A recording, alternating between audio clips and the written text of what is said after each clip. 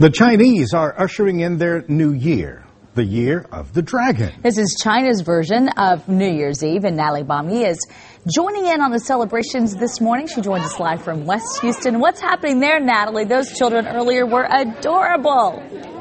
They are so cute, Melissa. I'm trying to drum up some luck for all of us this new year because we need it with the economy and we got to get out of this hole. So hopefully we could do that here and at least explain what the Year of the Dragon means, right? So one of the first things that they do on the new year is hand these little red envelopes to some of the kiddos. This little gal back here needs one. There you go.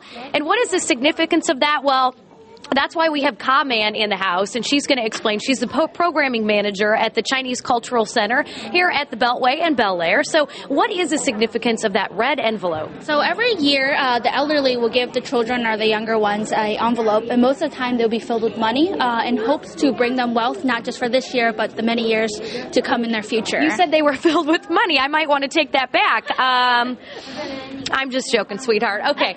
And then we also want to talk about the significance of the Year of the Dragon, because there are 12 characters or animals that they rotate. They represent each year. I think people are familiar with the Year of the Rat, the Year of the Dog, but the Year of the Dragon, what does that signify? So specifically Year of the Dragons, when a lot of the Asian families want to have their babies. Dragons are known for growth. They're known for wealth and doing very well in life.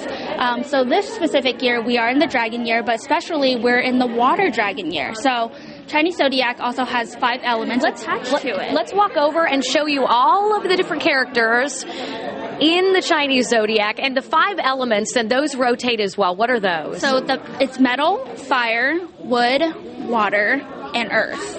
And so this year, we're in the water year. So, and you say that it's a good time for people to really improve their lives, improve their financial situations. Folks in China are hoping that will be the case, but things could go bad at the end of the year when the next year starts. So you got to make sure that you get everything ready for the following year. Right. So specifically, water year is supposed to signify growth because water promotes wood, and wood growing is like the trees, the earth, and the plants. So we're hoping that this year with the growth, then we can try to change the economy and have the economy come back up. But with the year end, the dragon does end. So we got to make sure we prepare and make sure that we have everything in order before the year ends. Great, Ka. That was a great explanation. So we're going to continue to make dumplings here. I'm not going to be making, you and me watching people make some. Nobody wants my dumplings. But we're going to tell you the significance of those as well coming up at 9 a.m. And I think that sometimes there's some money in those, and that could be very lucky. So we'll have to bring a few back for you guys there in the studio. Maybe we can, make some extra cash. Hey, you never know. It's worth a try. Thank you so much, Natalie. Those dumplings look amazing. Happy New Year! Okay, so according to the U.S. calendar, we're a little bit late, but it is the Chinese New Year. It's the first celebration of 15 days, and we're at the Chinese Community Center here just off the Beltway in Houston, talking about a big celebration they have going on that they're preparing for this Saturday. And so I've got Ka Man with me, and she's going to talk about the significance that hopefully we can all harness this 2012, right, Ka? So it is the Year of the Water Dragon. What does that mean? It is the Year of the Dragon. Dragon specifically symbolize growth, and specifically this year is the water year, and water is supposed to produce wood, and wood is pretty much everything we have in our life, growth.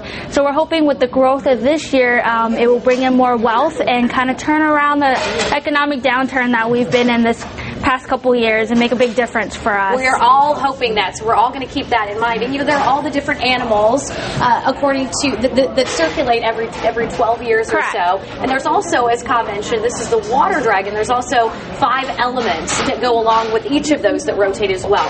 So let's talk about at home, if you want to work this into your routine, Sure. bring a little extra luck, the types of items that you can have out to do that. Sure. So everything on the table is hoping to bring in fortune. As you can see, the big thing is red. Red brings in a lot of wealth and good luck. And very popular is a lot of people who have wine, rice wine specifically. If you drink wine on the new year, then it's supposed to bring in prosperity for you. And we have egg rolls and the dumplings on the table, and what that symbolizes is the gold. And we're hoping, of course, bring in more wealth for you. This is supposed to look like gold bars, and the dumplings are supposed to look like gold nuggets. And I have had 4 and counting, and they are delicious. They've got pork and vegetables. They're so good. And then also the fruits are interesting.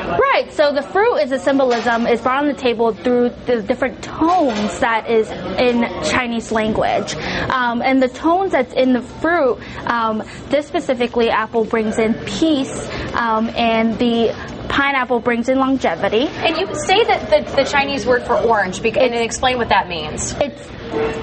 It means wealth. So everything on the table is for Chinese is to bring in good fortune and wealth for the family. What about this sweet rice cake? What is sweet that? rice cake in Chinese is called a nian gao. Nian in Chinese is year, and gao is to increase. So a lot of people eat this on the New Year, hoping that they'll bring promotions to their new jobs and good fortune for the coming years. All right, let's move over to the dumpling making station. This is where I've been hovering for most of the morning. And there are some amazing creatures. Can I take this off? Yeah, of course. They have been crafting with the dough. So that's really neat. Those are porcupines, by the way. She made those with some scissors and some dried plums. Very nice. And tell me a little bit about the big celebration that's going to go on this weekend. It's free for the public, and you're expecting 10,000 people? 10,000. Every year we have an annual Chinese New Year festival here on site, and we have festivities going on from 10 a.m. to 4 p.m. We'll have performances on stage, and we'll have tents set out to try different food and cultural activities.